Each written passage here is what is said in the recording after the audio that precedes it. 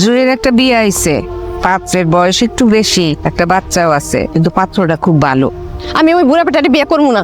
হ্যাঁ, পাও তো একটা লুলা, যেটা আইছে হেড়ে বিয়ে করো। আমার পাকে আমি নিজে নিজে লুলা করছি, আমার কি দোষ? আমার একটু চুপ করো না, আপারে কষ্ট দিয়ে কোনো কথা বলবা না। আমার হইছে পোলা কপাল, তোর বাপটা অসুস্থ হয়ে বিছনায় পড়লো, আর আমার সাজানো সংসারটা তছনছ হয়ে গেল।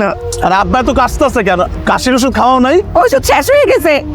সরি ভাই, তোমাকে এখন আর বাকি দেওয়া সম্ভব না। তুমি আগে এই বাকি শোধ করো, তারপর আইসো।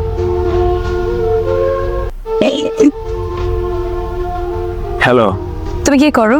কিছু না, একটু বাইরে আসছি আব্বার ওষুধ কেনার জন্য। আমি বাসায় গিয়ে তোমার ফোন দিই। আচ্ছা, আমাকে তুমি মাফ করে দাও রাহা, কত মিথ্যা বলি তোমাকে। কি করব, সংসারের এত চাপ। তুমি আমাকে অনেক হেল্প করো, কিন্তু তা তো যথেষ্ট না। বাবার অসুখ, ওষুধ কিনতে পারতেছি না, আমি আর পারতেছি না রাহা।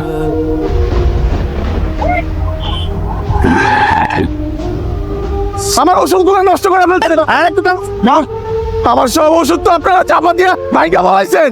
এটা আমার বাবার অসুখের ওষুধ। আপনি কোনো টেনশন করবেন না, আমি আপনাকে সব ওষুধ কিনে দিই। হ্যালো, হ্যালো, জি আমি না মানে আমি যাই না, আমি কই হারাই ফেলছি। আপনার ফোনটা আমার গাড়িতে রেখে গিয়েছিলেন। জি জি। আপনার ফোনটা বসুন না। আপনার বাবার কি হয়েছিল? একবার স্ট্রোক করছিল, এরপর আর পুরোপুরি কখনো সুস্থ হতে পারে নাই। আমাদের একটা হসপিটাল আছে, if you need any help আমাকে জানাতে পারেন। ভালো হয়েছে যে তুমি ফোনটা পাইছো। আমি যে কি ভয় পাইছিলাম। তোমার আব্বু কেমন আছে এখন?